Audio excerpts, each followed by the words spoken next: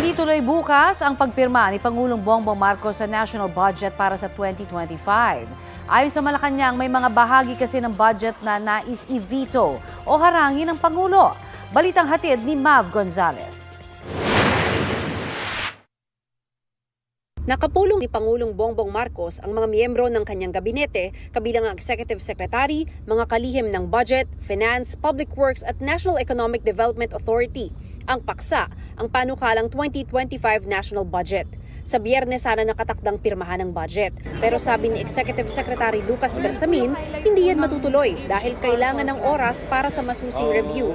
Hindi pa malinaw kung kailan pipirmahan ang budget, pero kinumpirma ni Bersamin na may mga bahaging i-veto. Wala namang pagkontra rito ang liderato ng Kamara at Senado dahil bahagi ito ng proseso.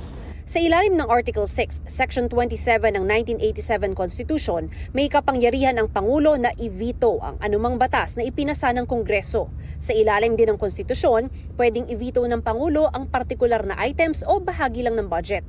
Kabilang sa pinupuna ngayon sa ipinasang budget sa Bicameral Conference Committee ang halos 215 billion pesos na dagdag sa budget ng DPWH kumpara sa nakasaad sa National Expenditure Program o ang proposed budget na isinumite ng ehekutibo.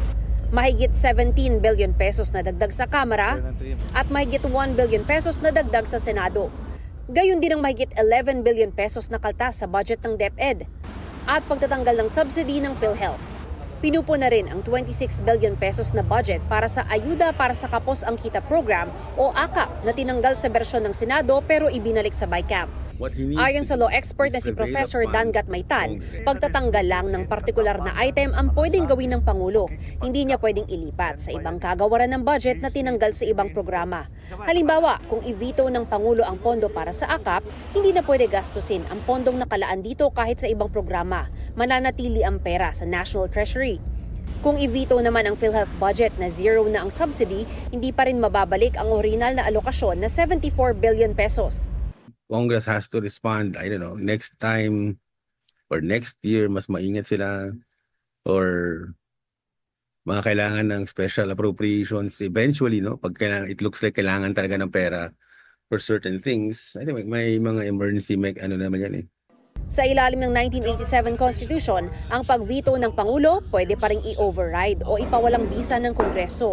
Pero hindi pa raw ito nangyari sa kasaysayan, ayon kay Senate Minority Leader Coco Pimentel. Pwedeng mag-insist ang Congress na hindi, ano pa rin yan, kailangan maging batas pa rin yan. Pwedeng mag-insist by two-thirds vote of Congress per House, voting separately. Ano yun to, ano tawag yun, override the veto.